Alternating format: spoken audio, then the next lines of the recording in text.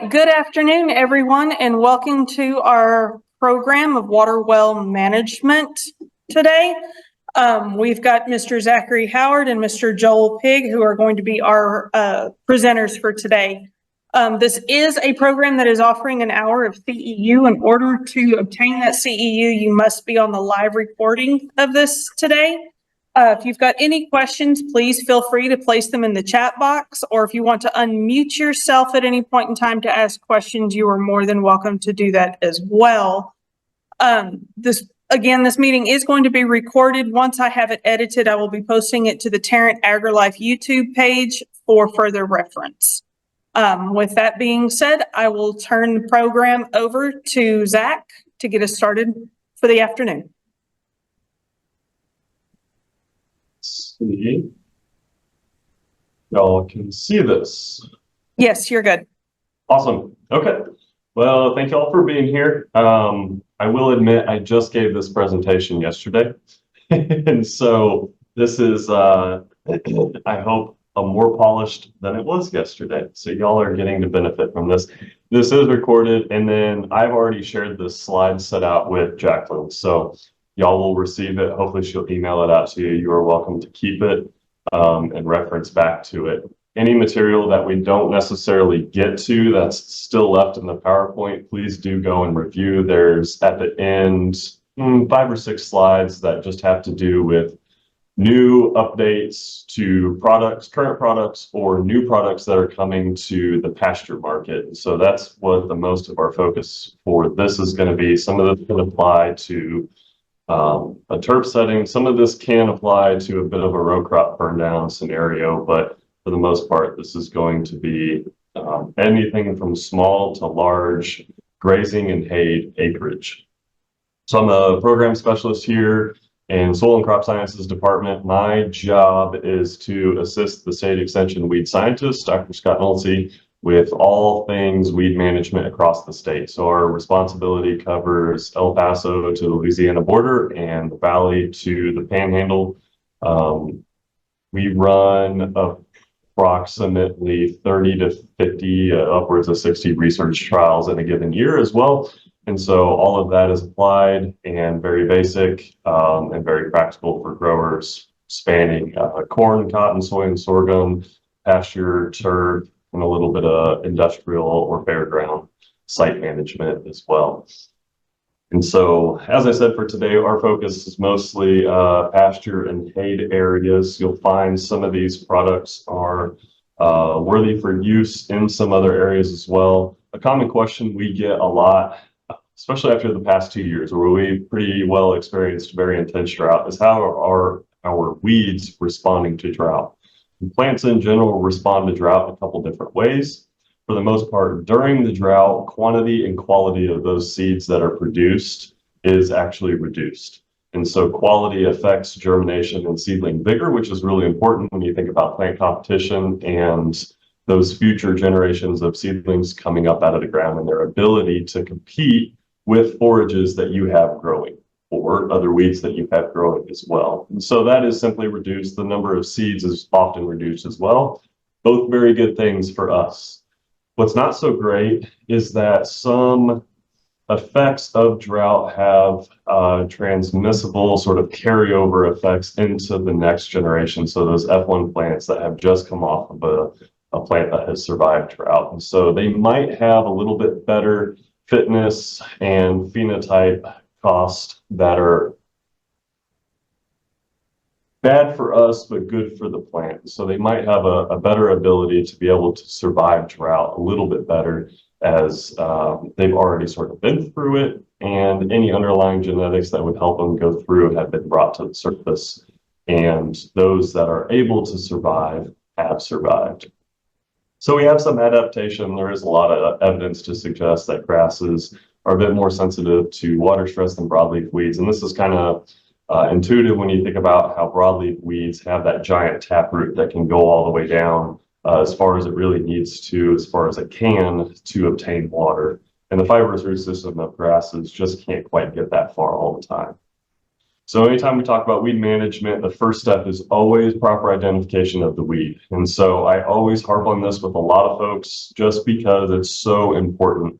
If you get the wrong recommendation from us, you have just probably spent money on a problem that doesn't actually exist, and that's not good. And so to get the right recommendation from us with your weed management issues, we have to get good samples and understand exactly what we're talking about from y'all as producers. And so there's lots of really, really good resources out there.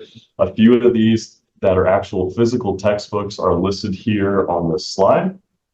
If you're in more of a row crop scenario or have row crops or even in a garden scenario too, this particular book at the bottom right-hand corner can be really helpful. Manage Weeds on Your Farm. It sort of takes an ecological look at a variety of weed species that you are going to have there in the Tarrant County area, and talks about how they survive, how they grow, and how they adapt, and how they compete with your forages or your plants that you have that are growing. If you are in a bit of rangeland or dense pasture setting, Toxic Plants of Texas is very, very helpful down here at the bottom left-hand corner, and then next to it, Brush and Weeds of Texas Rangelands is very, very helpful.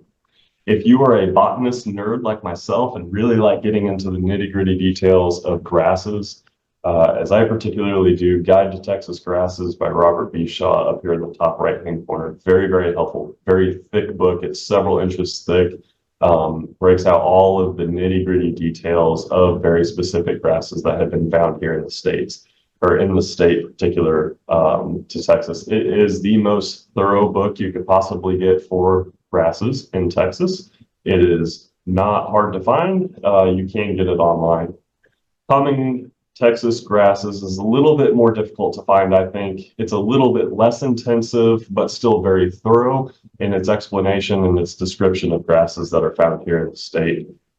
There's lots of other good resources out there. Another one that we like and might be particularly helpful for y'all up in the Tarrant County area is Range Plants of North Central Texas. If you are just interested in plants in general, this is a really helpful book, as it does cover a lot of the wildflowers that we do get here within the state.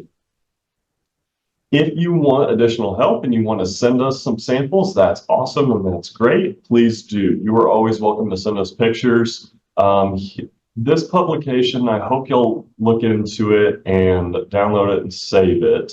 You can do so through this QR code, but there's some examples on the right-hand side on the front page of this publication that we have of pictures that we like to receive. So if you have a particular plant, you don't know what it is, and you need to ID it, and you're just not sure, get as many pictures of it as you possibly can. I don't care if you send me 10, 20 pictures. That's fine. That's better than one. That's better than two.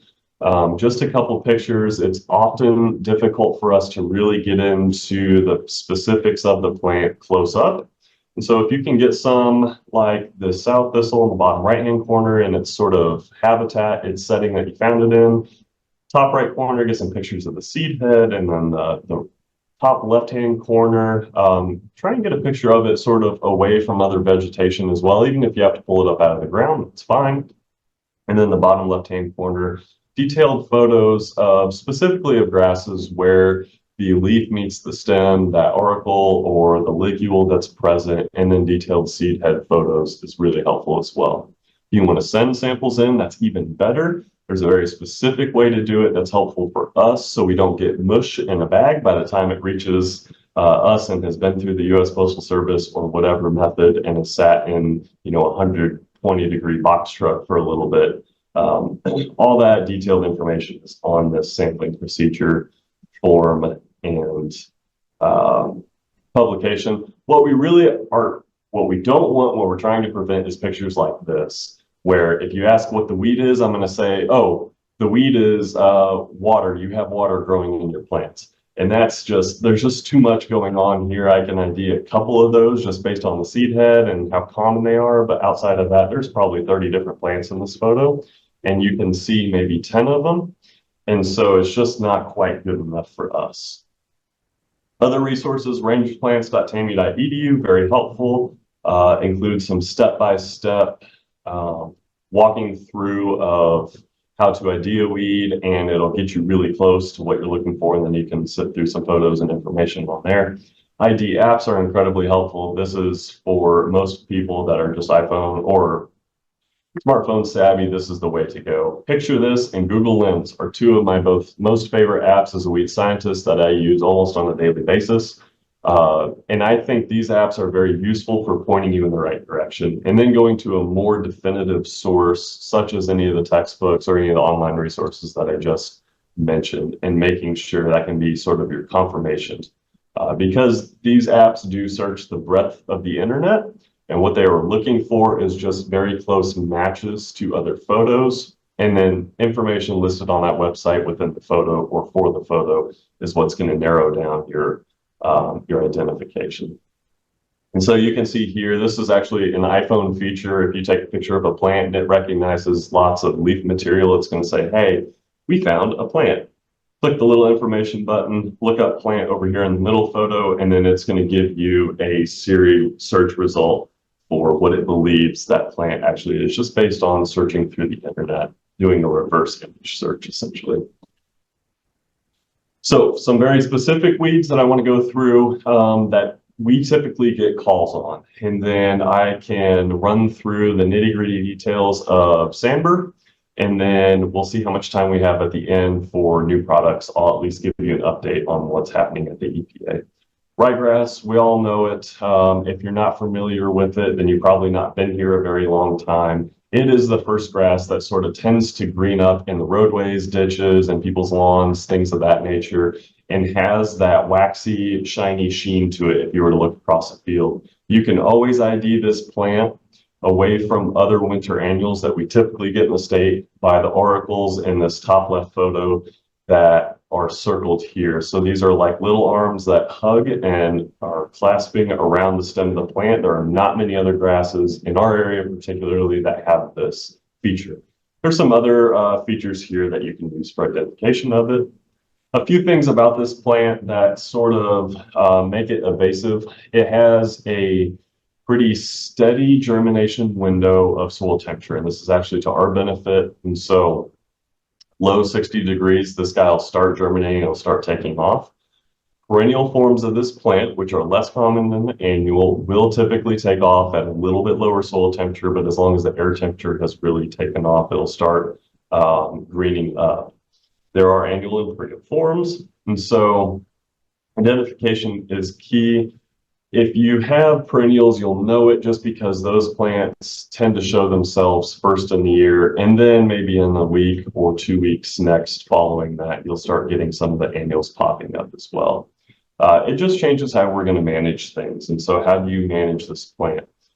A pre-emergent herbicide application for any of these small seeded grasses, annual grasses, are going to be the foundation for your control. And so you have something out there during the germination windows of these grasses to hold them back. And so what we're not doing is necessarily killing seed, but that seed is germinating and then running into that residual layer of herbicide on the soil surface or in the soil profile, intercepting it and being killed by that. And so this is really effective for running down the numbers of a seed bank that we have in the soil, and that's very helpful for reducing populations of this particular weed or other particular weeds that we have out there. So from top to bottom, my most favorite recommendations to my least all do work. Some work better than others. And so, as I said, the foundation is going to be a pre-emergent. My number one recommendation right now is going to be Indazaplan that's found in Resilon. It's relatively newer. I should probably stop saying that because it's been out for a few years to the pasture and hay market. You can find it for a turf setting as well under the label Spectacle Flow. It's going to cost you about $25 to $35 an acre, depending on where you can get it, how much you can get it for, and how much you buy at a time. And we want to apply this, I think September time frame for where y'all are at is probably fine. August, September is great. Whenever you have time in that window to put it out. Early is on time with this product. Ryegrass is not going to be germinating yet during this time, but it's going to be very close, and I want you to get this application out, and then I want it to get rained on with at least a quarter to a half inch of rain for activation. So if rainfall is still pervasive in August, September, it usually starts to pick back up again, at least for us down here in College Station. it's a good time frame to go ahead and spray it. It mixes well with other products. It just needs to go in the tank first. I'll give you details on this product a little bit later. Prowl H2O is another fine product. You can find this for the turf market as well as all sorts of different things. Pendulum aqua cap. You can find it as several granulars that can go out as well. It's enhanced crabgrass preventer. Pendimethalin is the active ingredient. You need 1.2 to 2.4 quarts per acre, not ounces per acre. I apologize, that is wrong on there. Please don't go out with that low of a rate. It will do nothing for you. If you're going to use this particular product, I want you to go out in September. Do not do August. That's too early because this product does not last as long in the soil as Resilon. You need to time it a bit more with the germination of the plant. Costs about the same. So for the same amount of money, I do want you to go with Resilon. A post-emergent option, if you have escapes or you've not been able to get a pre-emergent out, Pastora in a pasture at hay setting is fine, an ounce to an ounce and a half. I like an ounce and a quarter. It tends to be sort of the middle ground, the sweet spot, but that ryegrass has to be small for it to be effective. Beyond 6 inches tall, it's not going to be as consistent. It's going to cost a little bit of money. You need to mix it with a non-ionic surfactant, and don't necessarily time it well with soil temperature and rainfall. That's not correct, but time it with the size of the weed, 6 inches or smaller, and you'll probably get 70 to 90% control there. Sedges grow in high moisture environments. So sedges are a bit of a pervasive weed for many folks. You either have them or you don't. And when you do have them, they seem to kind of take over various areas. And so we find these often in areas where we have lower densities of forage or turf grasses. And so we actually took this picture in, I think, 2019, where we had not had rain for like 6 weeks or something like that. I mean, you can see some of these plants next to it are dying. And this guy just appears to be thriving, coming up out of the crust. These are really easy to identify. If you can find these in the summertime, they're just starting to pop right now, at least for us here in CSTAT, probably up north, they're beginning or have yet to come up out of the ground. They're perennials for the most part. We have, I think it's over 200 different sedges in the state. And so there are annual forms of this as well. But for the most part, the ones that do cause us issues are perennials, and so we have to have a herbicide to get after them. You can identify these by the triangular stem formation. And so if you were to pluck these up out of the ground and just roll that stem around in your finger, you're going to find that it's got 3 edges to it every time, no matter the sedge. So yellow and purple nut sedge control, and I will say for the most part, this recommendation goes for other sedges as well. Because it has those rhizomes underneath the ground, we do need a herbicide to get the entirety of the root structure and prevent it from coming back. Sulfosulfuron or Outrider, there's a few other products out there as well that contain this active ingredient at the same concentration. An ounce and a third per acre does really, really well.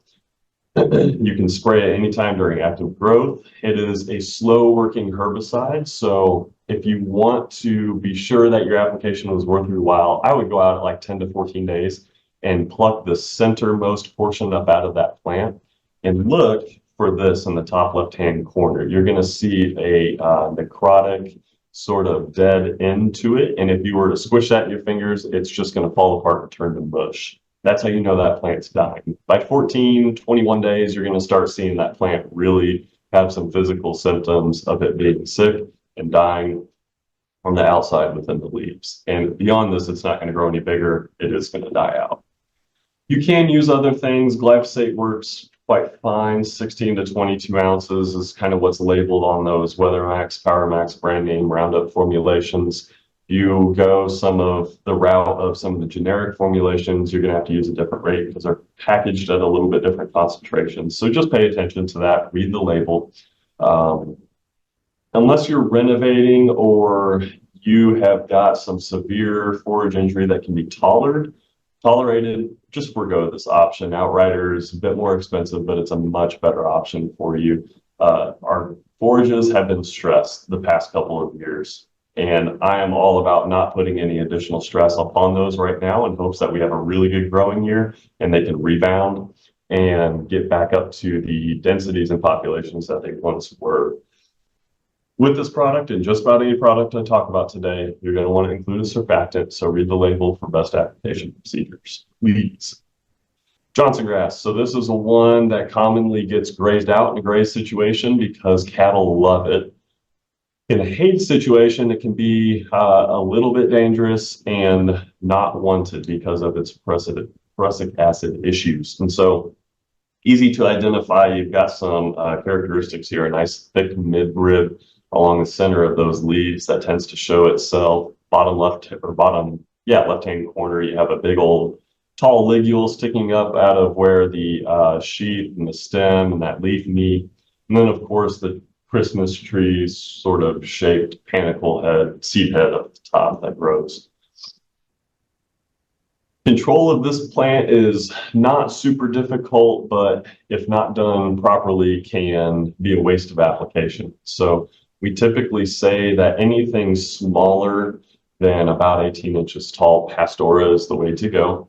Anything bigger than 18 inches tall, Outrider, the same product that you're going to use for your sedges, is what you want to use. And so what we're looking at here is 4 years worth of data kind of stuck together.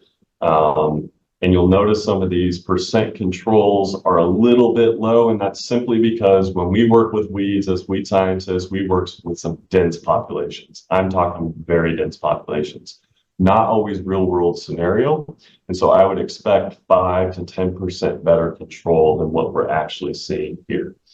Outrider at 1 ounce on that 18-ish inch height, Johnson grass did pretty well, 84% control. And above, I would expect Pastora over here on the far right-hand side at 1.25 ounces did fine as well. This is 60 days and 90 days after the application in those maroon and gray bars, respectively.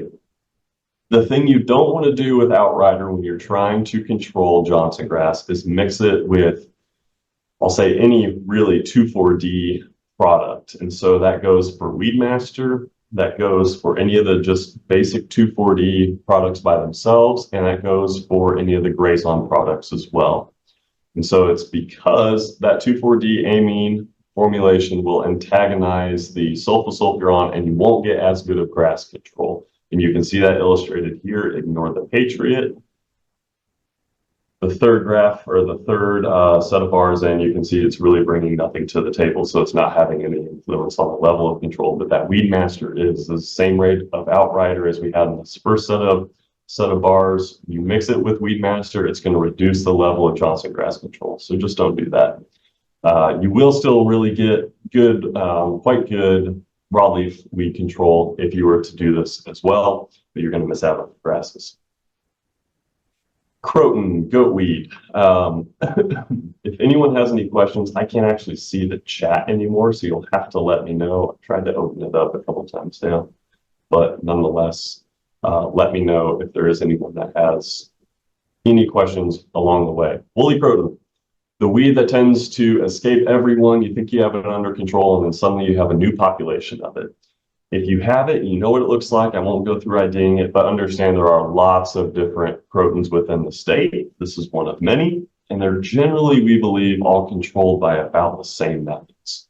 And so typically this is symptomatic of poor ground cover. So where you have less stands of forage or turf, you're going to find these guys start to come up. You're going to get multiple germination flushes per year. You probably notice this as almost any time it rains in that May through June, July time period. Soil temperatures and conditions are just right for it to germinate, and it's going to do so sort of in that staggered stair-stepping method. And so anything that, this plant's really sensitive to most herbicides, anything that contains 2,4-D, dicamba, aminopyrrole, triclopyr, methylpyron methyl, is going to do really, really well at small heights. Anything beyond that, you're just going to need higher rates of most of these products. And so the products I have listed here down on the bottom section here, those that are in yellow, a pesticide applicator's license is required for the purchase and application of those products. Those that are in white, you can buy straight up off the shelf. You don't have to have a license to use. And you'll notice those are a little bit more expensive than what you can get bang for buck out of those that require a license. And so One method that I have heard of people doing and having some good success with is going out with Weedmaster, which is a very affordable product, probably the most affordable out of any of these on this list. You can even get post-patent versions of this product as well. 8 to 16 ounces, so it's a very low rate. $2 to $4 an acre. It's a very low cost with a non-ionic surfactant at 1/4 to 0.5%. So that's another $1, $2.50 to the acre. So now you're at like $5, $6 an acre. And you go out multiple times a year when you start seeing those flushes occurring and you're treating weeds that are at 6-inch height or less, you're going to have really good success at beating back those populations. With these annual plants, the objective is to not only get rid of them, but prevent seed dispersal as well. And so by doing so, anytime we have another flush, and you go to eliminate those plants before the first flush or that second flush, by the time you get to the third one or the fourth one has set seed, you're preventing more seed from going into the soil and just creating a repeating issue. And so the objective here is to go out maybe multiple times a year and take care of those plants. If you want to do sort of the 1 or 2 shot method, as most people do with their pastures or the hay areas, any of these other products or Weedmaster at, I particularly like 1/4 or a 1/4 of a gallon or a quart to the acre does really, really well. Okay, so sandbur. The plant that everyone wants to sort of know about and understand how to control. So I'm working on a doctorate degree in the part-time.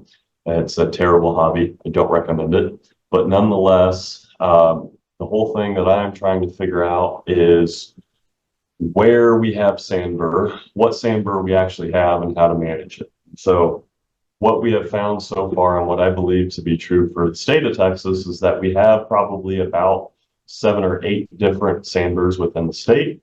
Most common, I believe, are this field or coastal sandbur, and that's what's pictured here. I think this is the majority of most folks' issue. We have southern sandbur, we have long spine sandbur. They all kind of look the same, especially if you're not a botanist or a plant nerd of any type.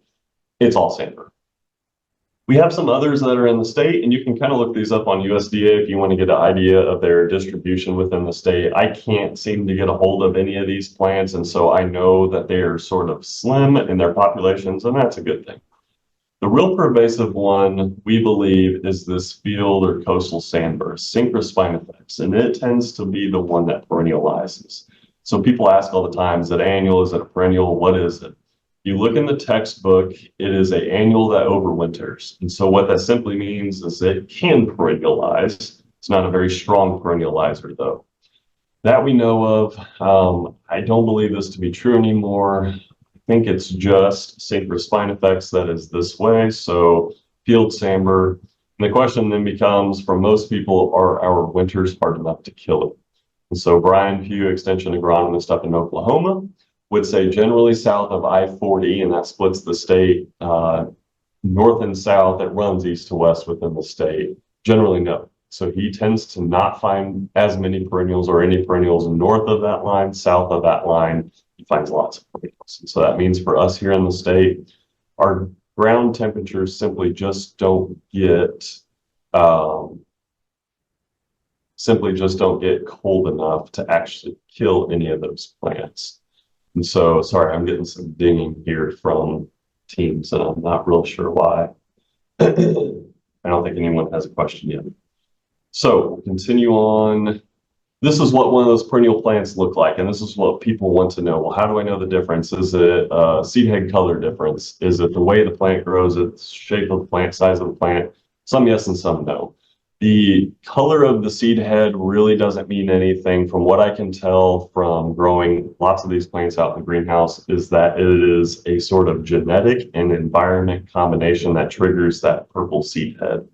Sometimes those are a bit more prone to growing on these bigger plants than they are the smaller ones, but I wouldn't even necessarily spout that as being 100% hard fact. On the other hand, these perennial plants tend to always put on about at least 1/3 of an inch or 1/4 of an inch crown.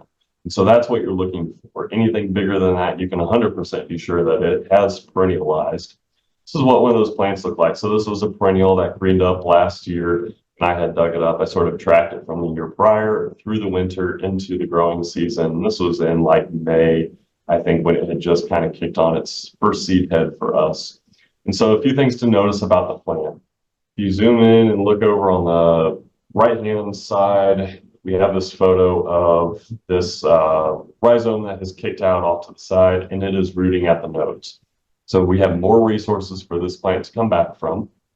It is now stronger and going to be a little bit more difficult to control. These leaf formations sort of mimic the way in which Bermuda grass grows. You have that stem and you have opposite leaves sort of coming off of it.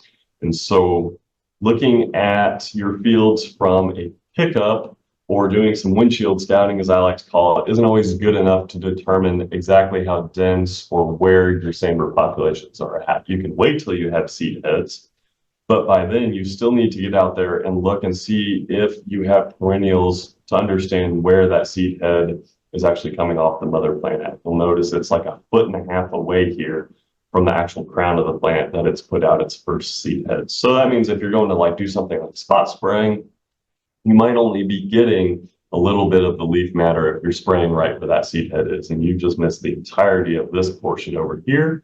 It's going to have plenty of reserve to come back from.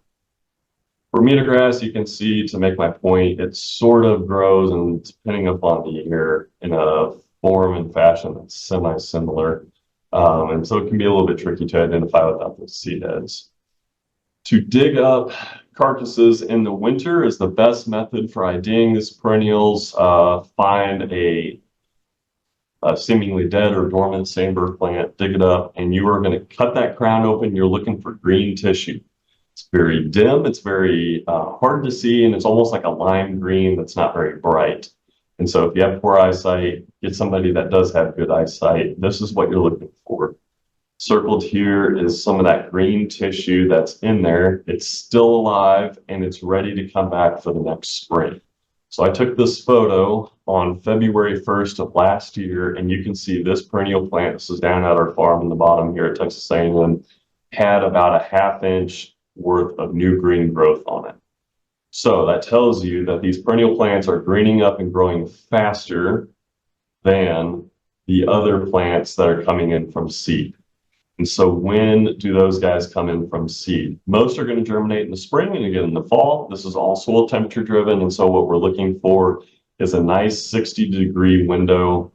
60 degrees, upper 50s, lower 70s is when it's really going to germinate. It's going to peak at about 72 or so.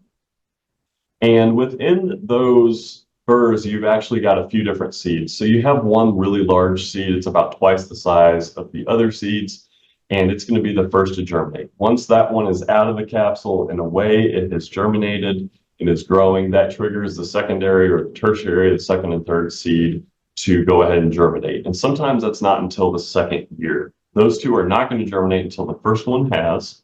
You generally need about a week of temperatures in this range for germination to really take place. And this is why we don't necessarily want to time our pre-emergence to soil temperature unless you're going to use something like Prowl H2O that just can't last as long as something like Indaziflam or Resilon.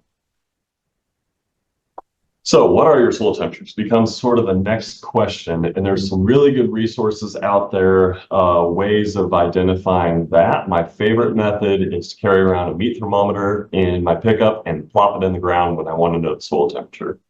And so a 4-inch meat thermometer works really well, and stick it in the ground, wait a few seconds, you have a really accurate reading. There's other tools online out there. This is great for folks that manage lots of different ground in some different areas, as some of your different ground and areas are going to warm up at different rates. Greencast right now is my favorite. There's some others out there, but I've not really tested them to see how accurate they are based on location. Greencast I like for a couple of different reasons. One, you can get down to very, very specific locations. You can also sort of zoom out to very far out locations. And so you can be looking at soil temperature for an entire county, township area, or a specific field. And so you can get down to sort of GPS coordinates, and this is what you're looking at. I was in Lockhart yesterday speaking, and this was their soil temperature at about 10 a.m. You can see they have a 24-hour average listed here, a 5-day average listed here. And then at the graph, you can see they have 10, 5, and then the yearly average as well. And so this is really, really helpful when we're trying to look at where our soil temperatures are sort of headed to, so we can begin to time and think about when we need to make those pre-emergent herbicide applications. This QR code will take you straight to this site. Lots of historical information on there as well. You can go back in the calendar and see what your soil temperatures typically are at any given time of the year. So I told you I would talk more about Resilon. And so this is a relatively new product to the herbicide or to the pasture and hay market. It's been around out west as Rejuvra, used for cheatgrass control for many, many years. And so it's done really, really well. It has lots backing it. It is really good for those small seeded annual grasses. So sandbur, crabgrass, ryegrass, brome, cheatgrasses, things of that nature. It is safe in Bermuda grass and Bahia grass forages. As I said, there are some turf versions of this. It's called Spectacle Flow, and I believe it is safe on Bermuda grass, zoysia, centipede, and St. Augustine, but you'll want to check the label for sure. 3 to 5 ounce use rate. If you are going to use 5 ounces, you can only use it 1 time per year. If you're going to use 3 ounces, you can use it 2 times a year. And so my favorite program right now for sandbur control, and this is also going to help take care of the ryegrass, the bromes, the crabgrass, any of those other annual grass species that you tend to get throughout the year, is 3 ounces in February. And I would say probably mid to late February for y'all in Tarrant County area. And then another 3 ounces after your first. And if you're going to get rainfall projected well into the summer, maybe your second hay cutting. And so that second application, that 3 ounce second application, is going to help carry that residual layer in the soil out to the fall to take care of that second germination flush of sandbur. You need only about 1/4 to 1/2 inch of rainfall for this to get incorporated down into the soil and to begin working. It can sit out there for about 3 weeks maximum without having received a rainfall and still be very, very effective. So that means it might not be very effective up until you receive a rainfall, but after you do, it's still going to be able to do its job properly. Something like pendimethalin that we find in Prowl tends to wear out within about 10 days. You're going to start seeing a degradation in efficacy if you don't get rainfall on it immediately. And this is one of the reasons why I recommend this product. It buys you flexibility. It plays well with other products. And I will say it just has to go in the tank first. So if you need to go out for an insecticide application, or you want to put a broadleaf herbicide material in with this, like Grazon or whatever else, that is perfectly fine. That's great. This has to go in the tank first, get mixed in, let it agitate, get worked around, circulate for a while before you stick in the other product. And this is exactly what happens. So the bottle on the right here, I had water, and then I put in my Roundup, shook it up, got it nice and distributed, and then put in my Resilon. And you can see it's just a nice, goopy, uneven mess. And the picture on the right-hand corner is just kind of what tends to come of that. And so that's a full day of cleaning screens, lines, and tips, and all things you don't want to do. If you stick it in the tank first, let it get good and mixed up, and then you put your other products in, like we have here on the left-hand side, you can see it's a nice, even, not chunky at all. So for sandbur, final recommendations. Pre-emergent. This is your foundation for controlling any of those annual small seeded grasses. 3 ounces followed by 3 ounces, and that's February is your first application. Early is on time with this product, and then apply your second application after your first or second hay cutting. Some things you want to ask yourself as you approach that second hay cutting: do you have any other additional weeds out there, and do you have any additional sandbur out there that's actually growing? For Resilon, before we move into the post-emergent and how to control those that are growing, you want to use a boomed sprayer. So not a cluster nozzle, not a boomless sprayer. With this, the pattern as those sprayers spray on the very ends of the fan of the spray does not get close enough between the droplets to really get good and even coverage. And so a boom sprayer is what's recommended. As you go into that second application, you want to ask yourself, how big are the samber plants that are out there now? If you have some, are they small, large, half inch and a half, or are they 4 to 14 inches? What size will they be by the time you finally get around to applying your product? Pastora has always been the go-to for samber control, and it can work really, really well. The conditions have to be right. You need small droplets. So we're not using air induction nozzles for this product. You need at least 15 GPA, and you need small plants. The label lists an 1.5-inch plant maximum for control. Anything larger than that, suppression. I've seen it control larger than that plants. I've also seen it not control 1.5-inch tall plants. And so you need the full rate, 1.5 ounces. You are going to spend about the same amount of money as you would have with your pre-emergent, but nonetheless, you're going to have minimal forage yield loss with that. Anything bigger, you get into that 8, 10, 12-inch range size plant, you're going to need glyphosate or imazapyr. You've got more native grasses. I think imazapyr's a pretty good option. It does really well on those. It's less injurious, but glyphosate by itself can do really, really well at 8 to 11 ounces. You're going to set back your forage. As I said, we're coming out of drought scenarios and our forages are trying to rebound. I don't recommend applying any additional stress to it, but if this is what it takes to control your samber populations, then by all means, have at it. This is our new publication. Again, you'll have all this in the slide deck. Jacqueline is going to send it out to y'all. This QR code will take you to everything I just said is written up nice and neat, probably better said than I said in a publication that we just put out this year. So it's updated, new information. So what's happening over at the EPA, and this gets into some of our new and additional products that are coming or are on the market that you might be running into.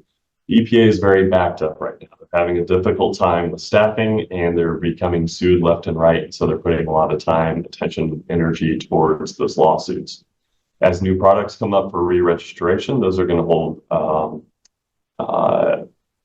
those are going to be first up for look at from the folks at EPA. And so we have a lots in the turf and lots in the row crop market that are being re-registered as we speak and going through that process. Next up sort of in the queue are new products.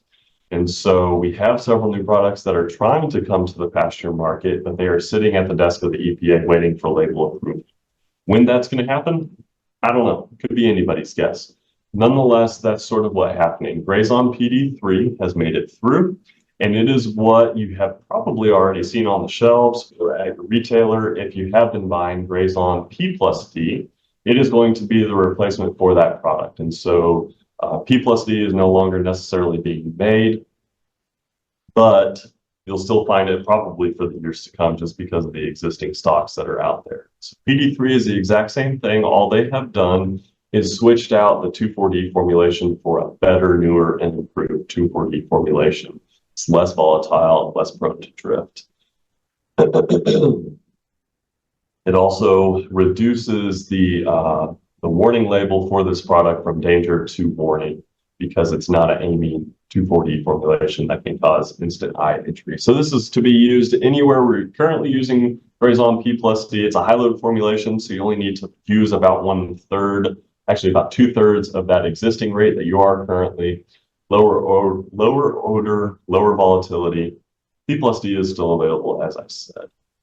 Duracor out on the market, been here for a little bit. It is basically Grazon without 2,4-D, but instead fluoropyroxafen benzoyl. If you've been in the rice market or rice farmed at all, you'll be familiar with this product. Does really, really well on lots of broadleaf weeds. You pair it with aminopyrrolid, does even better.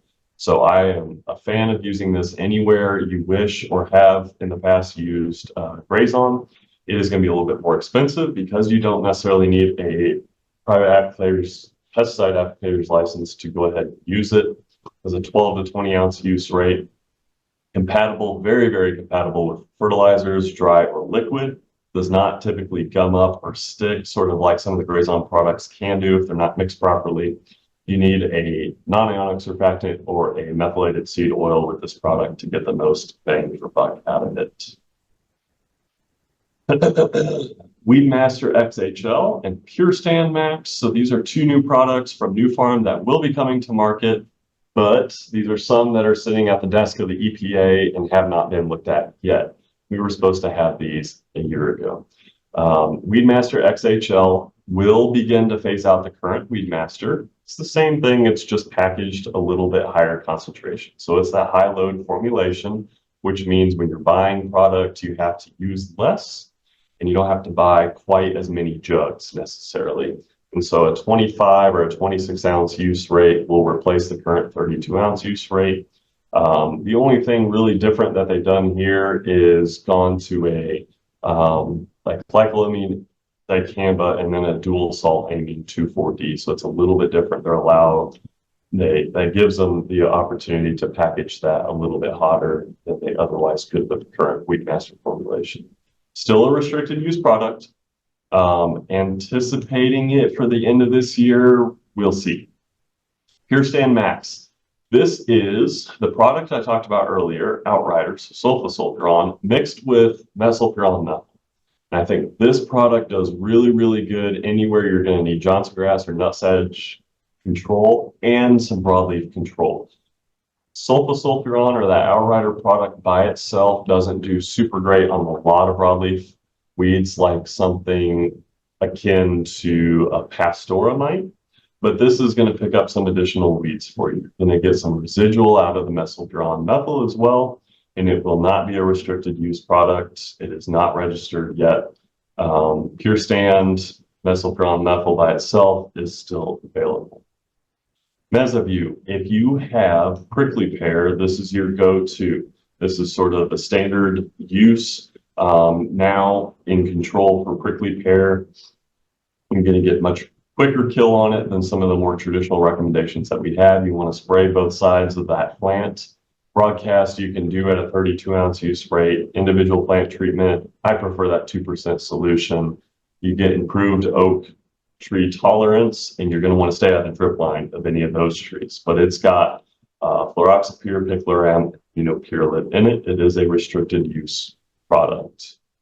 Proclova, this is another one that is sitting at the desk of the EPA. It is not available yet, but we are quite excited about it for those that like to grow clovers during the winter and still need some broadleaf weed control. So this does quite well on white clover and annual Lespedeza crops where we don't want to see injury on those. It has a little bit of injury initially, but it tends to be transient and grows right out of it. Little residual activity. There's no grazing restrictions to it, minimal hang restrictions. I'm hoping that is available for use for this 24 or 25 winter growing season. We'll see. Finally, Invora. So many of you have heard about this product by now. If you have got really dense brush, particularly in mesquite and resatch, this is going to be your go-to. It is a restricted use product, and you do need to take a specific training to be able to use this product. I have a link for that, a QR code to get straight to it after this particular slide. Safe on Bermuda grasses, bromes, wheatgrass, wild rye, etc. You can broadcast it. You can individual plant treatment. Your traditional cut stump, basal stem applications work quite well with this product. Also, you're going to need methylated seed oil for any application.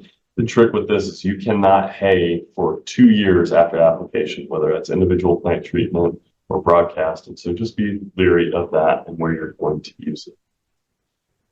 Here is that training I talked about. It's $15. I believe you have to take it every 2 years. And here is my contact information. You'll have the slide deck, so you'll have all my contact information.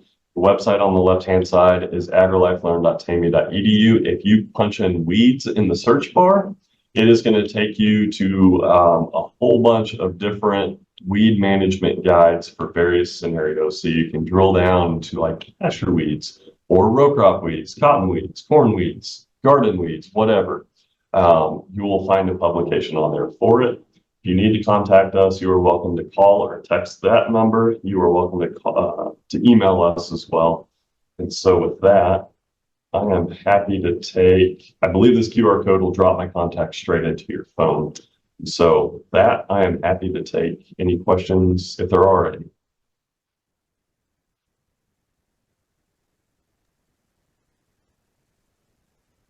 got any questions, feel free to put those in the chat or go ahead and unmute yourself to ask your questions.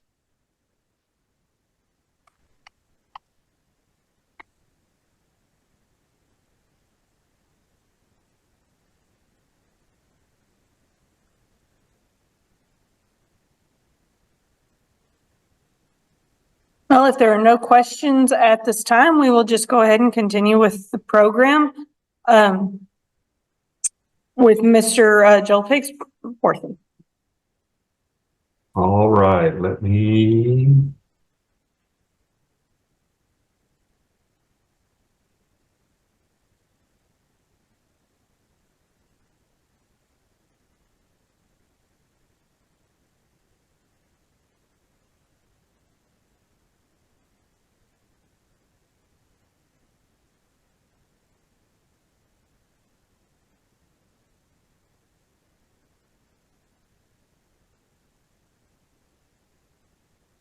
Okay, so do y'all see the slide presentation? Is the correct view? No, No? there it is. There we go. All right, so excellent job, Zach. And kind of like Zach said at the opening of his program, he gave this presentation to a group yesterday. Same thing, I gave a group a similar presentation to this as well. So we've had a little bit of practice this week. So today I'm going to talk about some private well basics that I think are very important for those of you that do have a private well that utilize well water. So with that, we'll start this thing up. Okay, so important things that I think you need to know about a well is record the location of your private well with a GPS unit. Gone are the days that we can use landmarks to find wells and get the maintenance guys out to work on those wells. With the amount of property turning over and changing hands there in the Metroplex area, the property that may have been in one family for generations is probably changing hands because the prices are too good to turn down. So as those properties do change hands, we're losing the ability to keep some of the landmarks. You know, people come in, they buy their little ranchette, they buy their property, they put up a fancy gate, they put up a new barn, they put up a new house, they chop down trees, they do things to the property that make it a little bit different. So in the old days, we were able to, you know, use landmarks, go down to the big oak tree on County Road 14, take a left, go down there to the red barn on the right-hand side, and we're right across from there. You know, we can't do that anymore because there's houses and everything else that have been built. Also important that I think you need to know is have a copy of a well log for the specific well you've got on your property. And I'm going to show you what that is here shortly. And anytime that you do get ready to drill a new well, we need to make sure that we get a registration intent to drill form from the local groundwater conservation district to make sure everything is legally done, make sure everything is above board. We don't want to have any issues whenever we're dealing with our groundwater. Okay, picture here. We've got a copy of a well log. First thing you see up here in the top corner that tells us where this well was drilled. As we go across that column, we see that we do have the GPS coordinates. It also tells us the date that this well was drilled. It tells us the geology from ground surface to the very bottom of the hole. It tells us the size of casing that was put into this well. It tells us the cementing levels, where those were put. It tells us what the distance to our property line is. It tells us the yield of that well whenever it was drilled, realizing that just because it says on your well log that your well may be able to do 20 or 30 or 40 gallons per minute, we do have more wells that are being put in the ground every day. So this number was a shot in time. It's not necessarily what your well will do today if you have this log. The other thing we do see on a well log is the static water level. So we notice that this well is 627 feet. The static water level is 312 feet. So we've got about 300 feet of water standing in this column. So excellent amount of water. Little information on this location, this well. So in Real County, the average well is about 300 feet. So this one is twice the normal depth. Average well in that county is probably 3 to 5, maybe 8 gallons per minute. So finding a well that will do 60 gallons per minute in Real County is an unheard of thing. There in the Metroplex, y'all's wells are probably much better than what they are here in the Hill Country. So that 15 to 20 gallon per minute well that you've got there in the Metroplex is enough to sustain a household very easily. The last bit of information on a well log is at the very bottom of the page. It tells us who the driller was and who the driller's company was. So again, more or really good information to have on your well. And the reason I think you need to have this information is at some point with your well, you're going to have to replace a pump because they don't last forever, as we all know. So if you don't know how deep your well is, you don't know where the water level is at, there are people that would take advantage of your lack of knowledge across the state. You know, people that work on wells, that work on cars, there will always somebody there that will try to take advantage of you if they think you can get away with it. So if we know that we've got a 600-foot well, we know that the water level is around 300 feet. Okay, to get the pump to the water, we have to use joints of PVC pipe. Those average about, or they're supposed to be 20 foot long. So to go 300 feet underground with 20-foot pieces of pipe, it would take us 15 joints of pipe to get down to our water. So let's just say that it's been several years, your water level has dropped, but the person that's working on that well tells us, oh, we got to get back down to the water. It's 700 feet down to your water. And we're thinking, our well is only 600 feet deep. How do you put 700 feet of pipe into a 600-foot hole? Okay, that probably, the math doesn't work even for us Aggies. That math doesn't work. So we know that they're trying to take advantages of us, but if we don't know what the total depth of our well is and we don't know where the water level is, we're going to write the check to the people that are doing the service work for us because we don't know any better. So that's why I want you to find a copy of a well log for your well if you've got them. Because it can save you money. It will let you know some very vital information about what's going on underground. You know, for your $10,000, $20,000, $30,000 investment of having a water well, you see about 1 foot of that casing sticking out of the ground. And then you get to run your pump to get water to the house. So the website that you see here now is the Water Development Board. It's an interactive map, groundwater data viewer. When you go to this map, up here in the search engine, you can type in whatever location you're in. If you're in Midland, Texas, if you're in Palestine, Texas, if you're anywhere across the state, you type in where you want to go and hit the little search button, and it's going to take you to a close-up view of the map. Notice that there are lots of little dots on this map. Okay, every one of the dots that you see represents a private water well that's within the state. If you set up the search a different way than what I've got it here, sometimes you will see the little orange dots that have X's in them. Those X's mean that there is a well there, but it is not a functioning well. It has been plugged, so would not be able to get a viable source of water. So if you can pull into your neighborhood on this website, you can click on the dot that represents the well that's on your property. It's going to take us to this little box here in the center of the screen. There's a hyperlink on this thing. If we click on that, it's going to take us to another copy of the well log. So there in Tarrant County, I found one that said Keller ISD. It tells us what the GPS coordinates are, longitude, latitude. It tells us an irrigation well. It's a 12-inch well. Realizing that most private water wells that we have on the property are going to be 4 or 5-inch pipe. So this one is a much larger volume well. It's 520 feet deep. It is the top, or the water level is down to, I think it is at 350. So we got a pretty deep hole. This water well that they drilled there for the school would produce 76 gallons per minute. So you ask yourself, why does a school need a water well? Typically, schools have water wells in the urban areas, places where football is king on all campuses. So to keep that football field green, a lot of schools do have a water well to keep the football field in good shape, knowing that during the Texas summers, that water restrictions do get in place for, and water, the price of water in a football field can be pretty exorbitant. So we want to make sure that that football field stays green. Therefore, they do have water wells on a lot of these campuses. Okay, the second page of the well log does show that the well, the driller was out of Bridgeport. So right there, not too far from from your area, and it tells us the geology from the top of the hole to the bottom of that hole. Okay, another way to find wells, from about the mid-90s till today, all drillers are required by state law to submit a well report for a well within 60 days of completion of that well. Whenever they submit the well log, they have to submit it to Water Development Board. They have to submit it to any local groundwater conservation district.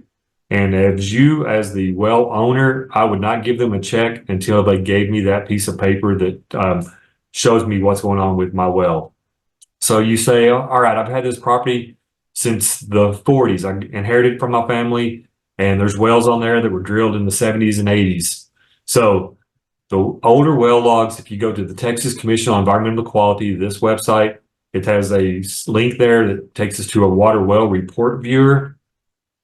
As you pull in tight onto the map that they've got, we want to make sure we get into our little grid numbers. That kind of narrows down. This is about a 5 to 8 mile square within Tarrant County, Parker County, whichever one you're at. And as we click on that, it's going to give us a list of reports that they've got, realizing that this one is not quite as interactive and useful as the Water Development Board, because if you click on one of these blue links here, whenever you go into the file that it shows you, you're going to have multiple copies of well reports. So it's not just going to be the one that you're looking for. It's going to be several of those things. So when we click on that, notice that this one that I found did come up in Tarrant County. It was drilled in 1977. So there is hope that you can find some of these well logs from the past. Now, I'm not going to make you a promise that it's going to be there. We're very fortunate to find this one. The depth of this completed well was only 115 feet, 4.5-inch casing.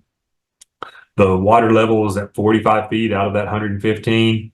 Yielded 10 gallons per minute. Our driller was out of Fort Worth. So again, lots and lots of useful information for your well. We know that pump work's going to have to be done at some point with a private water well. So I want you to find the well log if all possible and get this information just so you know. The other thing I'll preach on with having a well log, if you have a well log, you have well reports, you have any kind of water quality data for the private well that you've got, if you decide to sell that property, leave that folder at the house whenever you move out of it, because the next owners would love to know how old the pump is. They would like to know how deep the well is, because those are things that we don't think about whenever we're selling houses.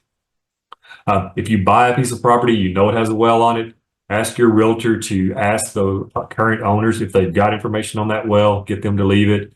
The other thing I'd like to emphasize is whenever the kids or the grandkids come to the farm, the ranch, the house, whatever it is, show them how to use a well if you've got it. The only thing they know is whenever they turn the faucet on in the kitchen or the bathroom, water comes out the sink. So they're great to know that, but they need to also know if they're going to inherit your property, that they have the know-how to get the water coming back into our house if the well trips itself and goes off, power turns off, and we have other issues.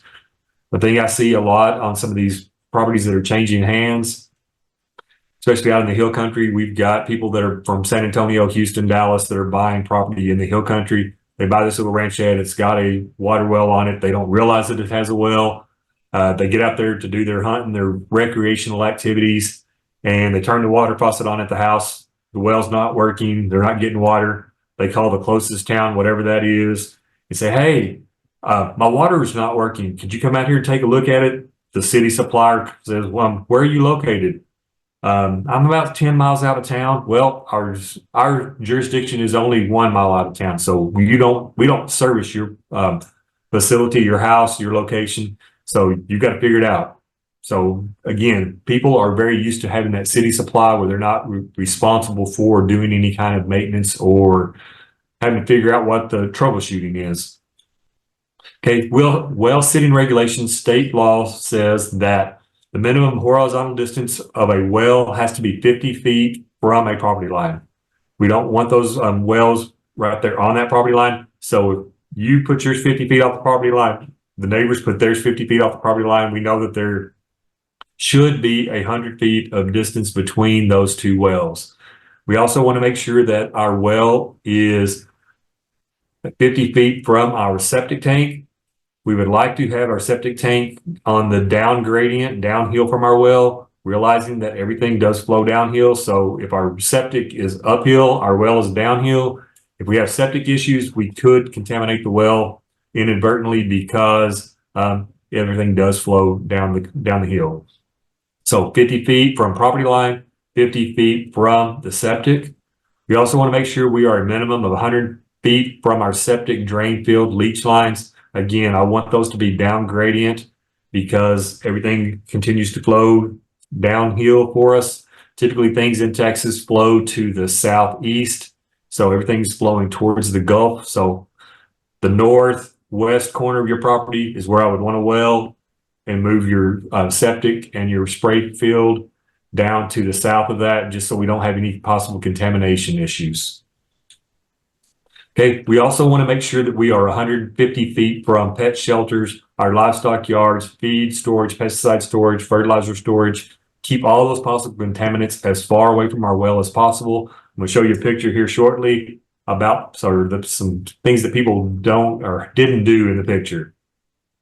Okay, keeping the safe distance. You want to keep those animals away that could contaminate your well. Notice that you've got a wellhead here. Our dog is tethered to it. If you got right up on top of this picture, you can see that it's not an airtight seal. It doesn't appear to me. So we got us a male dog here. He does his business. What is the issue that we could have? We all know it, so we really don't want that to happen in our drinking water supply. If this guy is tied to our well and this is the possible contamination, I hope my well is up gradient that I'm using for the house, because if we're down gradient, he's helping us to get other things into our water supply. Okay, the other picture that I've got here, out in a feedlot, out in a pasture. They tried to protect the wellhead. They put some T-posts in, some boards in, realizing if you've got a set of cows out there, they're looking for something to rub up against all the time. T-posts may not keep them away from that wellhead. Also realize that PVC does degrade over time. It's great that we've got the well here. We always need the water, but this is probably not the ideal situation. I would rather have some steel pipe out in the middle of a pasture coming out of the ground. At least if a cow rubs up against it, she could break this piece of PVC off. Typically, she's not going to break off a piece of steel casing. So keep in mind what your use is, where this well is going to go, to make sure we properly maintain, properly secure it so we don't have contamination issues.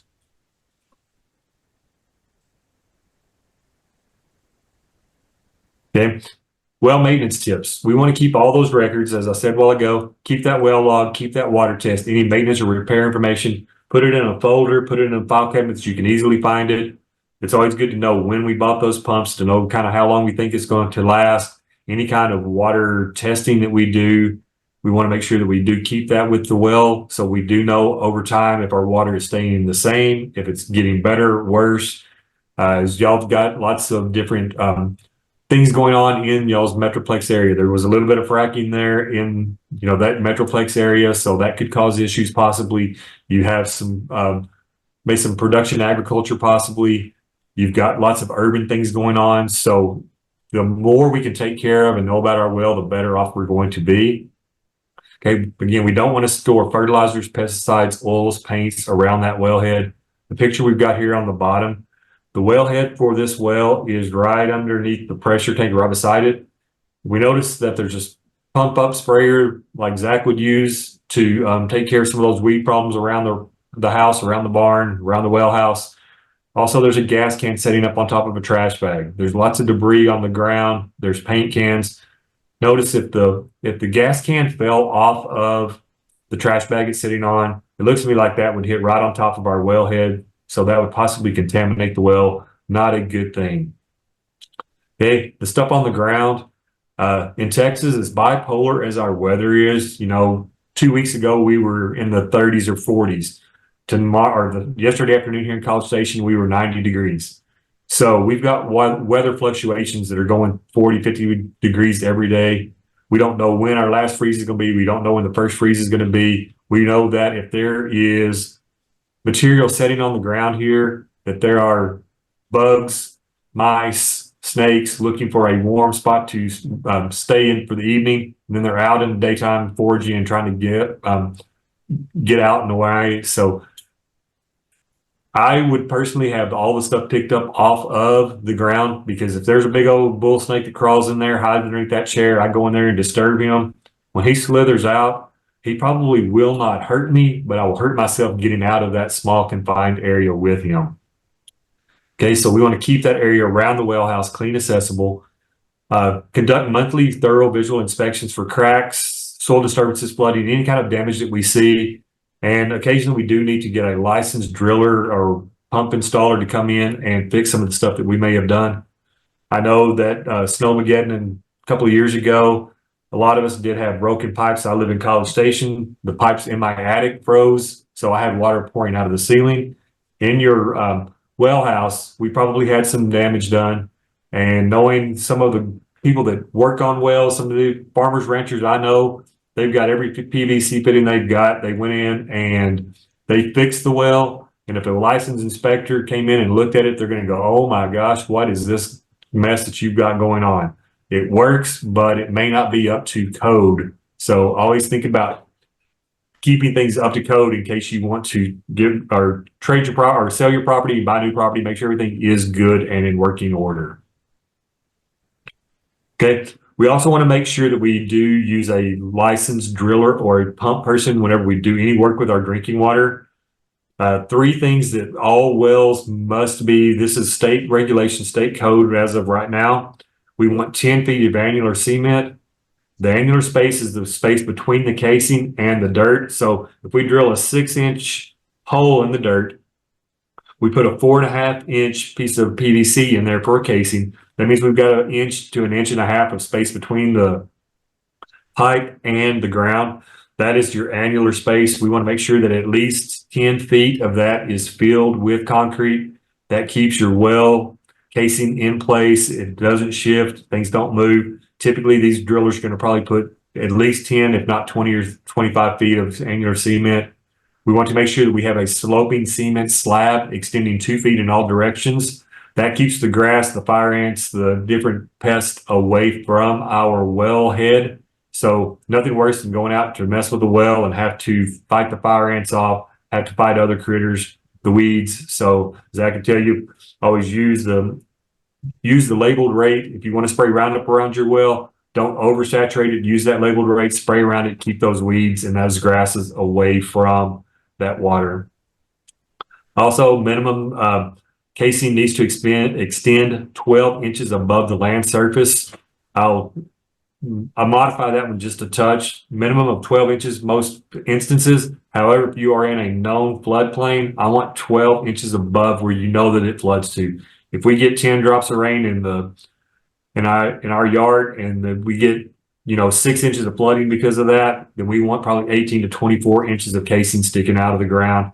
We want to make sure that we do not have possible contamination and water entering our well column from the surface. Okay, I told you a while ago, we want to make sure that we use a licensed driller or pump installer for any work we get done with our drinking water supply. So if you go to the Texas Department of License and Regulation website, they are responsible for giving license to those drillers and pump installers, as well as elevator repair folks, cosmetologists, you name it. TDLR probably gives them their license. So you get to the drop down menu here, you go to the next to last category or next to last type, and it is water well drillers, pump installers. Then I typically go down to inquire by county, again, a drop down menu. So I put in well drillers in Tarrant County. We hit the search button and we come up with about a dozen people that do well drilling or pump installation. So if we click on one of these hyperlinks, it brings up our well driller. It tells us what his license number is. It tells us whenever his license expires. It tells us what type of license he does have, and it tells us he is active. So everything looks in good shape. So the type of license, those designations, it says CIMW. So we notice here that a C is closed loop geothermal, M is a monitor well, W is a water well, and the I stands for he's a master pump installer. So he does everything that deals with pumps. Note that at times we've got people that are only designated for the column on your left, the driller. Sometimes we have people that are only for the column on the right that are pump installers. So make sure you hire the correct person for the correct job. Not everybody is going to have cross designations here like this driller has. So make sure you hire the correct person for the correct job. Just because your brother-in-law does have works in the oil field, has his hands on a drilling rig and can come drill you well, does not necessarily mean that's the person you want to drill your well. We want these guys that do this for a living to come in and drill wells because they do know how to drill for water. They know the feel for a drilling rig. They are really good at drilling. Now, you have to stay on top of them to get your paperwork. Most of them will drill holes all day long, but they hate to go to the office and do the paperwork, but they are required by state law 60 days to have that well log turned into the state, the Groundwater Conservation District. And again, I would make them give me a copy before I would cut a check to them. Okay, finished product of our well. This portion here where our wellhead is at, that first 10 feet will be that annular cement. So from the casing to where the ground is at, we've got that piece of pipe that goes down, or the casing is the wide pipe, and we've got probably 1.5 or inch to 2-inch piece of pipe that holds our pump in place. Notice that our casing is a solid piece of pipe from that 1 foot above until we get down to our water level. Then we've got screen, so we don't have solid PVC pipe. We've got a screen or a slotted pipe that allows water to enter the well column. And that's how water gets to your pump, goes up the pipe, goes to your pressure tank, goes to your house. So all components of our well that we have to have. Okay, why does the construction matter? You can see the picture I've got here. Notice that the ground level is about 1 foot to 18 inches below where the top of our concrete slab is at. So the story that goes with this picture is pump went out. The pump installer came out to do repair work. Whenever they tied the rig onto the pipe here to pull the pump, everything came out of the ground because there was not 10 feet of angular cement holding everything in place. So is this a problem? If this is a very shallow well, maybe not. If this is a deeper well and we pulled on it and separated stuff came out of the ground, we probably have a broken piece of casing somewhere down underneath the ground. So this well may not be viable anymore. So that would be a major issue for the investment that we've got for our drinking water supply. Okay, is this a problem? Here's our well cap. This should be seated tightly on top of our well casing, but we notice that there's a little bit of concrete around it that's not in good shape. We notice there's a couple of bricks. So our well casing is down here at least 1.5 inches below our cap. Is that a problem? Sure. We've got issues that we got crickets that get in this well. We've got bugs, other kinds of bugs. We've got snakes. We've got mice. Anything could crawl into this because there is an open hole for that 4.5 inch casing. So it's going to, whatever crawls in there is going to fall down into our aquifer and cause us issues. Okay, is this a problem? In a lot of our areas across the state, we do have hand dug wells that were once a major supplier of waters for a household, for a farm, for a ranch. So in my mind, I see that we've got a hand dug well here, probably, 36 to 48 inches in diameter. So if that's the case and we put plywood over it, plywood lasts forever when it gets wet laying out there on the ground, right? Right, wrong. We know that it will deteriorate. If you've got kids, dogs, grandkids that love to play out in the yard, if they see this out there in the yard, they're thinking, oh, wow, a fort, let's play. They jump over the cinder blocks, hit that piece of plywood that's been out there for 6 months, a year. Whenever they hit it, they're 15, 20, 50 feet underneath the ground because that plywood gave way underneath them. So if you've got this hand dug well in your yard and you're using the plywood cinder block method to keep everything out of it, let's get that fixed. We want to make sure that we plug this hole up so that we do not have liability issues of contaminating our aquifer, that we don't have any injuries for our grandkids, for us, if we happen to fall into it. I'm kind of the age, if I fell down 50 feet, I might not be able to get out of that hole. I might not want to get out, so you might just put the dirt over it and let's call it good. But we know that there was water in this hole at some point in the not too distant past. So we want to fill the bottom portion of this hole with a permeable material such as sand or gravel. And then whenever we get above the water level, we want to put in topsoil all the way to the surface let's level this off so we don't have this liability issue out in our yard.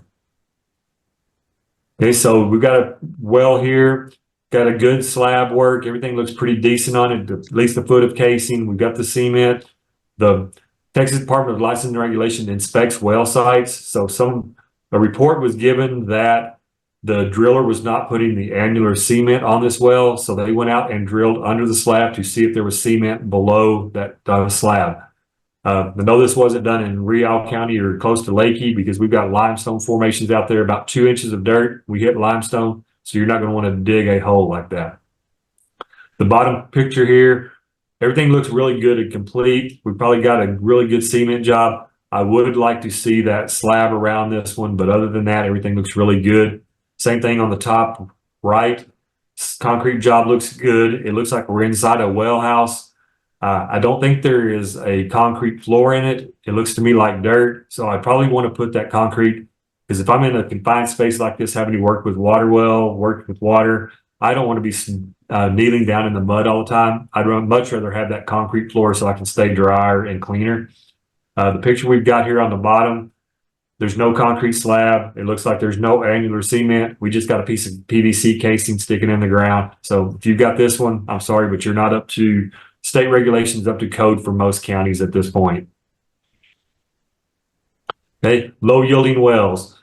So out in the hill country, I think there even is some parts of y'all's Tarrant County, y'all are in a limestone aquifer.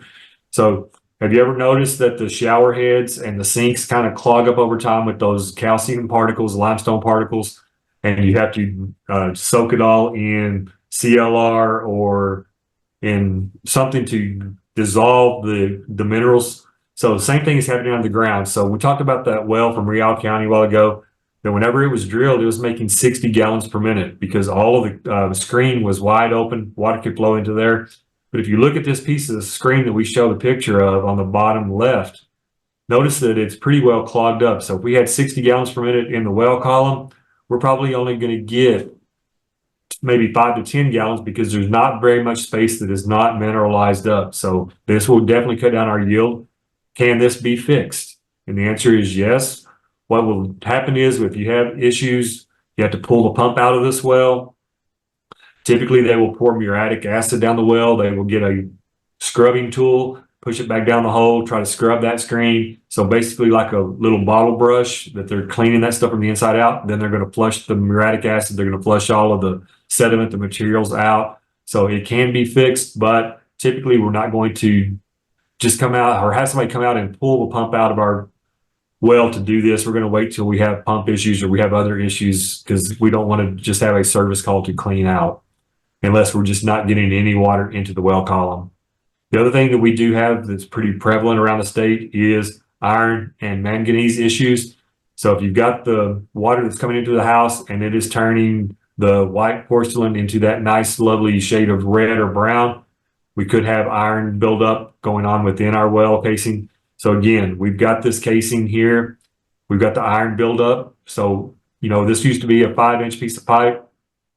But now with all the iron buildup on it, we probably got a 3.5, 4-inch piece of pipe. So we're still, our yield could be deteriorating because of the mineral buildups within our well column. Okay, groundwater in Texas, we have 9 major, 22 minor aquifers. They estimate that there's 3 to 4 billion acre feet of water underneath the state of Texas. I'm going to explain an acre foot real quick, just so you'll kind of have a reference for it. Everybody picture a football field in their mind, end zone to end zone, sideline to sideline. That is about 1 acre of property. Let's put 1 acre or 1 foot of water on top of that football field. That would be an acre foot of water. That is about 326,000 gallons of water. So again, they estimate 3 to 4 billion acre feet of water under the state.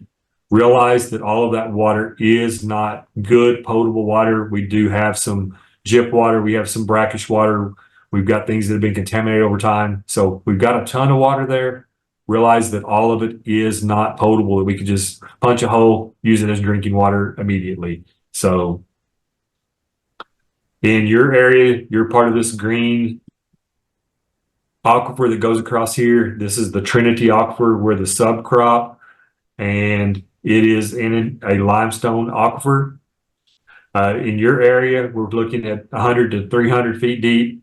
In the area down here in Rial County that I've been talking about, we're talking 800 or 900 feet to get down to that same aquifer in South Texas. Okay, groundwater conservation districts are the state's preferred method of dealing with groundwater issues across the state. You do have a groundwater district there in Tarrant County. So anytime you have a well issue, if you're wanting to drill a well, you would call the groundwater district there in Tarrant County.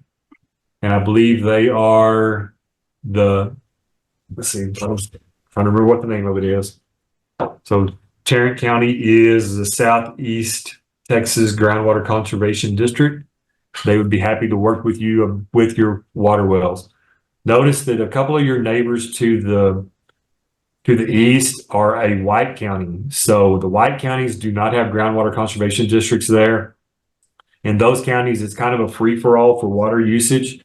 He who has the biggest pump can pump as much as they want to. Realize that if you do that to your neighbor, they're going to get even with you at some point. They're going to put a bigger pump into their well and drill and suck a lot of your water from under your property, which nobody's there regulating. So, if you're right there on the eastern side of Tarrant County, your neighbor to the east does not have a groundwater district. So just be cognizant, watch what's going on, make sure that you're following the rules, make sure that your groundwater district knows that you've got wells, and that if you're any intentions to drill more, that you keep those guys in the loop there. Okay, water quality law and policy. The Federal State Safe Drinking Water Act was established in 1974. It sets EPA standards on whether a contaminant is harmful to human health, is known to occur in drinking water, and can be detected within that drinking water source. Okay, TCEQ is required to enforce the Safe Drinking Water Act in Texas. Public water systems are required to regularly have their water tested to make sure that they meet those drinking water standards.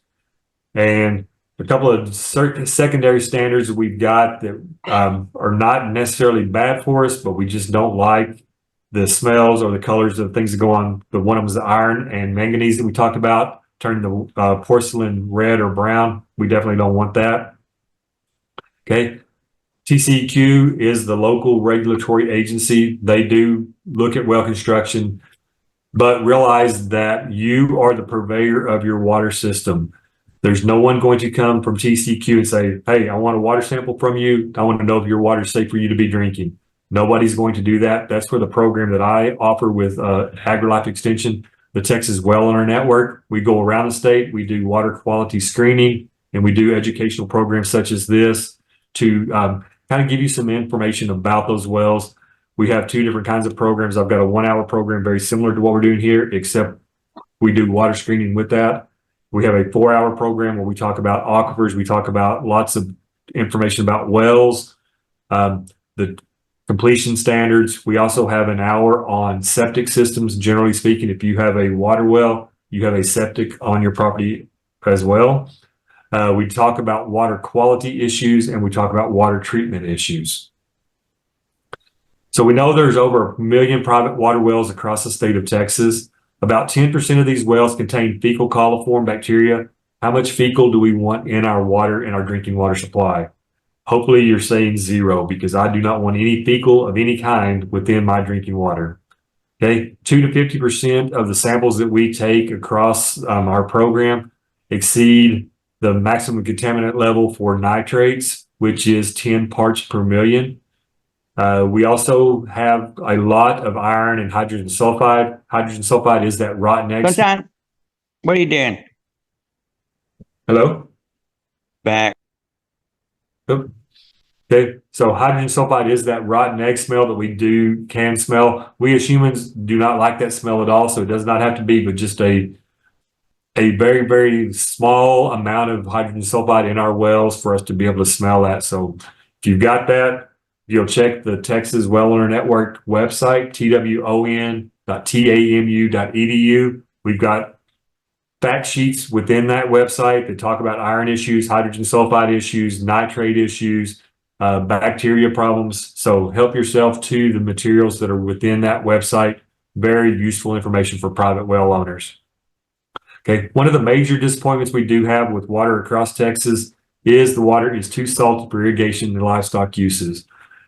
If you are an avid gardener and you have issues with your plants not growing, get the soil sample taken, look at that. If the results say, hey, everything's good with your soil, you might consider sending a water sample to the Soil and Water Forage laboratory here at A&M to see if our water could be our limiting issue. Okay.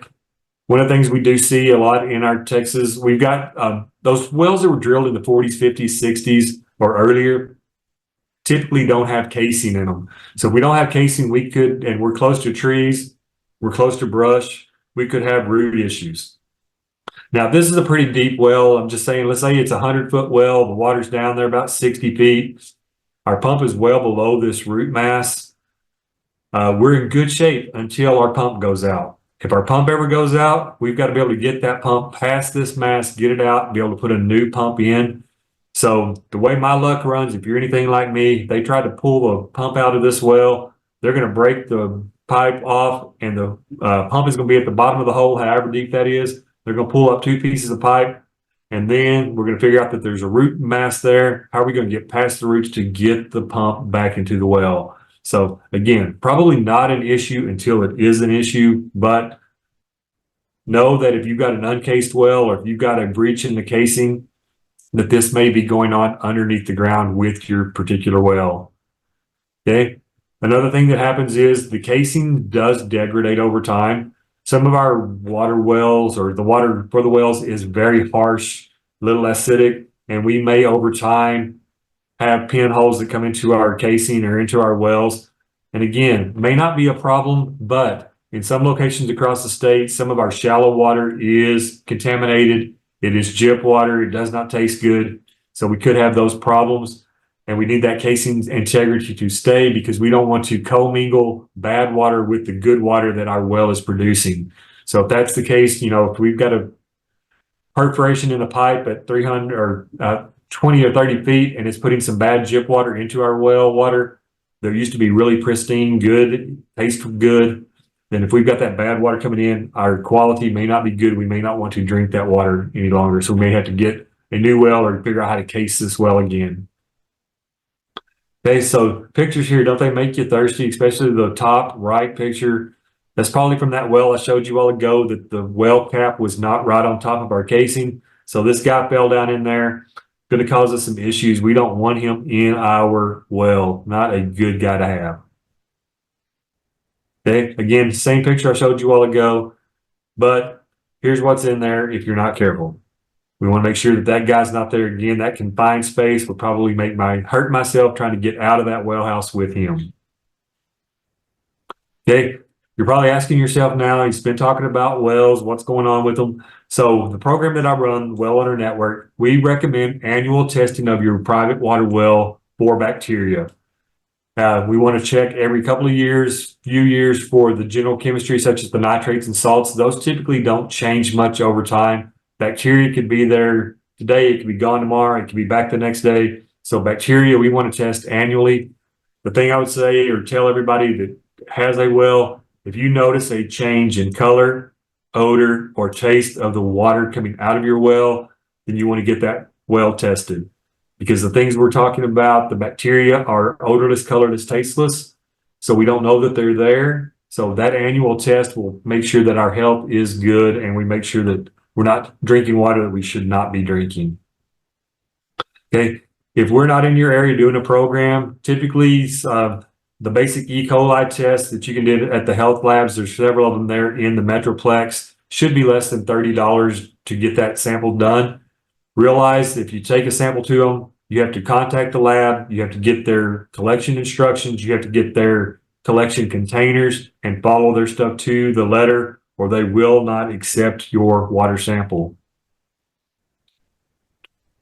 Drinking water test, to look up certified NELAC labs within your area, go to the website www.tcq.texas.gov certified labs, and that will tell you who those certified labs within your specific area are. And the location to send just a general sample in for your water. If you're gardening and your tomatoes don't get good, the soil is good, again, I would send a sample to the soil, water, and forage testing lab here on campus at A&M. They're going to tell you that general chemistry of that water sample. The sample form looks like this, and they're going to send you back a sheet like the one on the right that tells us the calcium, the boron, the chlorides, nitrates, phosphates, pH, conductivity, all good, valid information, especially if you're using it for lawns, waters, gardening, whatever you want to do. This lab is not certified to do bacteria tests.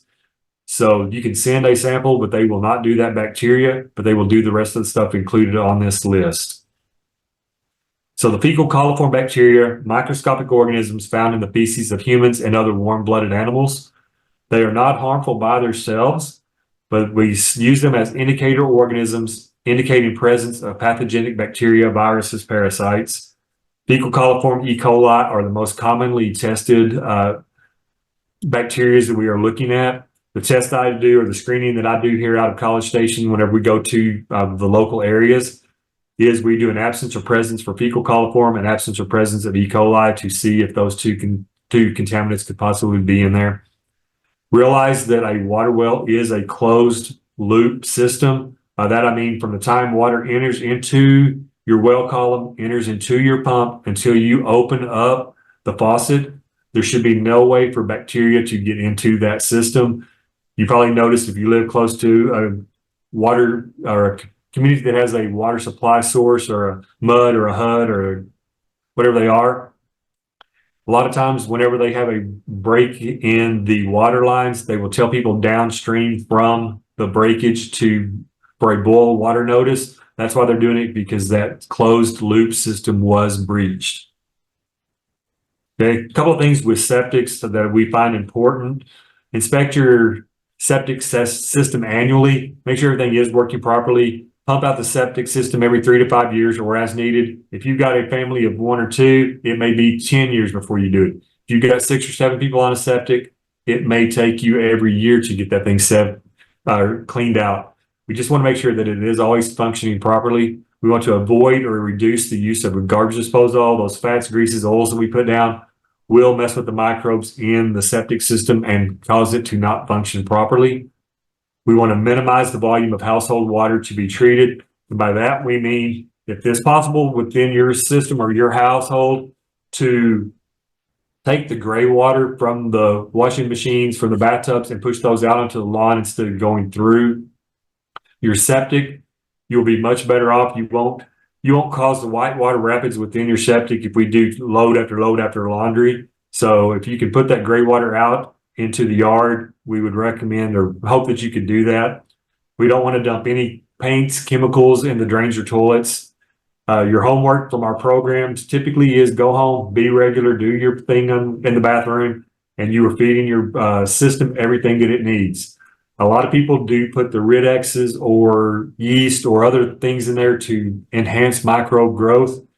Our septic expert that we do with our program says as long as you're regular, your system is working properly. If it makes you feel better to spend the money to put additives into your septic, you can do that. But as long as you're regular, your system is getting everything that it possibly needs. Okay, we also want to make sure we protect that drain field from damage. We don't want to put the garden over the drain field. We don't want to use it for the parking lot for the family reunion.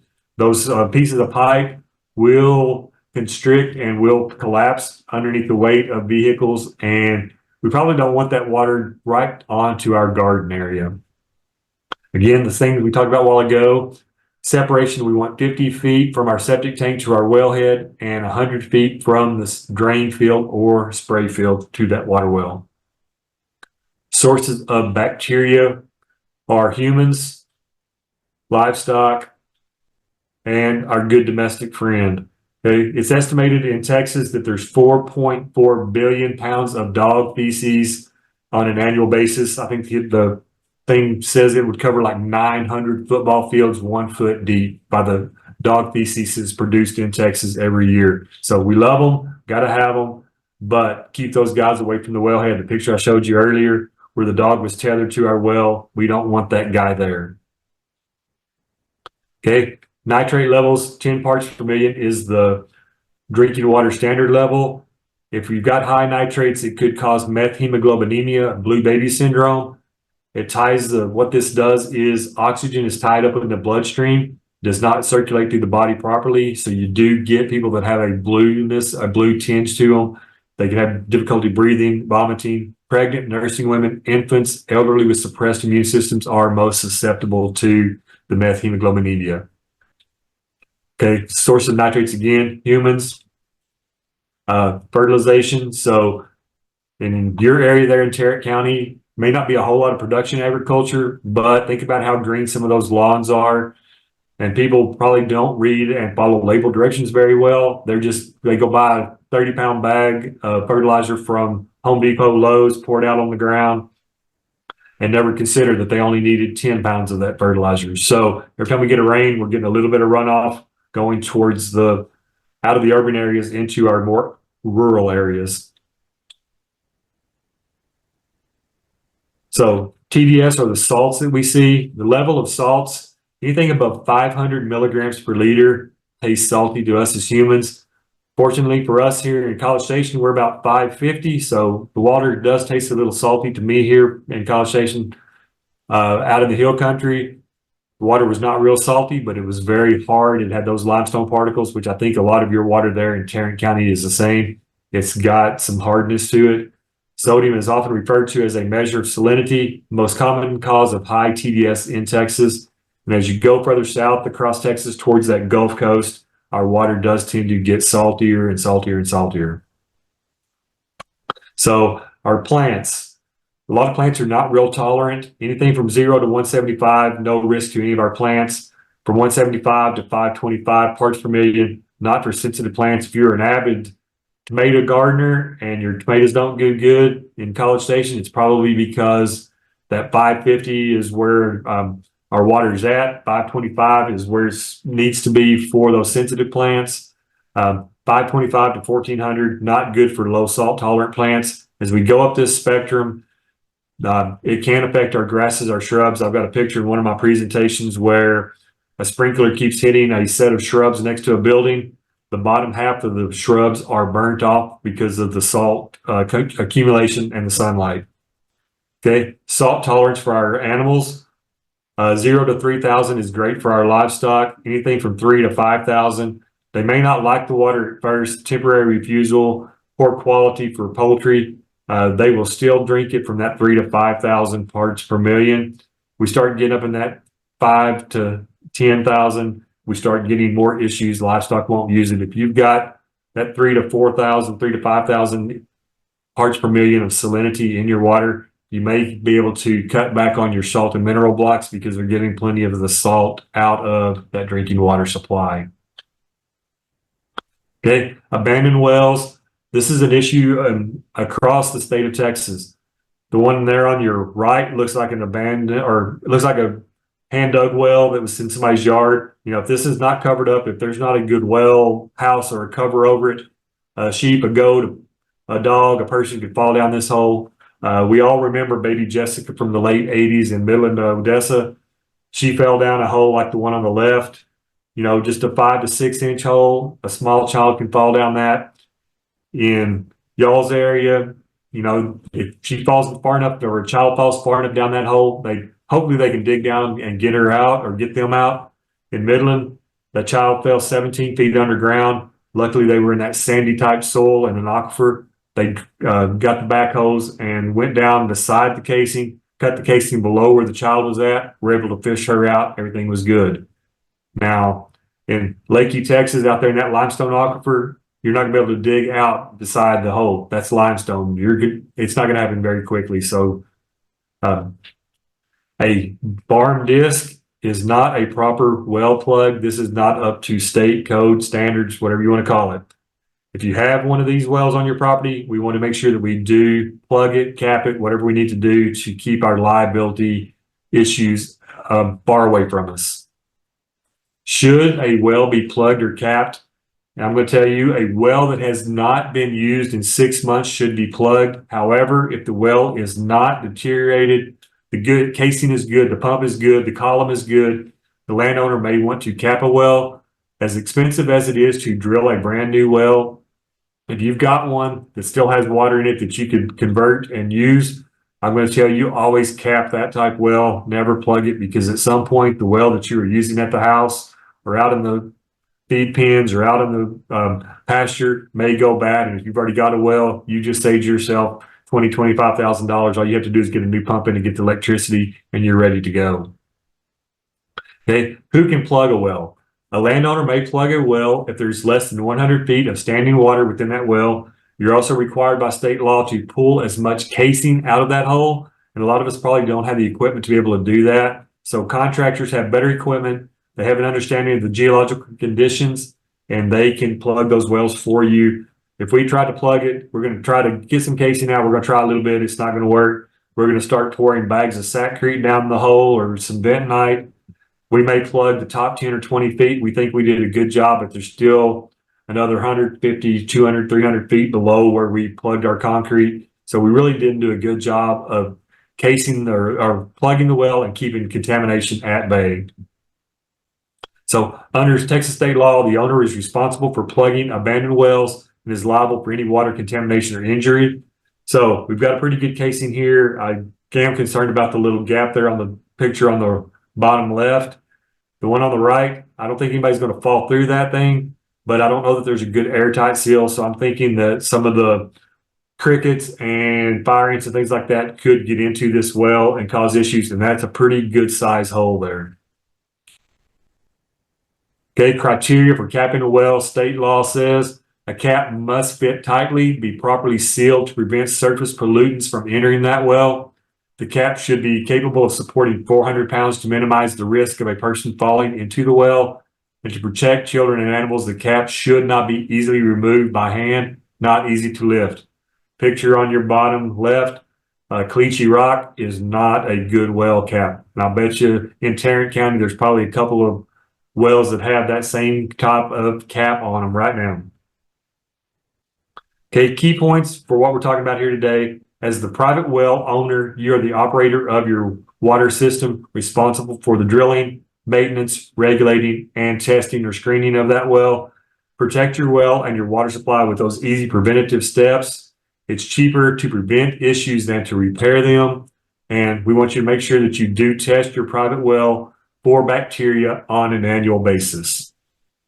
And with that, I will field any questions if anybody has them. Thank you all for attending today. Hopefully you got something out of our weed presentation and our water well presentation. All right, thank you, Joel. If y'all got any questions, please feel free to post those in the chat box or go ahead and unmute yourself. So I am also putting a link to our survey for today in the chat box for everyone. For those of y'all that are needing the CEU, the pesticide CEU hours, please be sure to fill that out. This is where you will give me your name as well as your license number. Please be patient. It will be next week before I can get those certificates out to you at this point in time, as well as a little bit of editing on these recorded presentation. And I'll be posting those to our YouTube page and sending those out to you all at the same time next week. Joel, it doesn't look like that we have any questions at this time.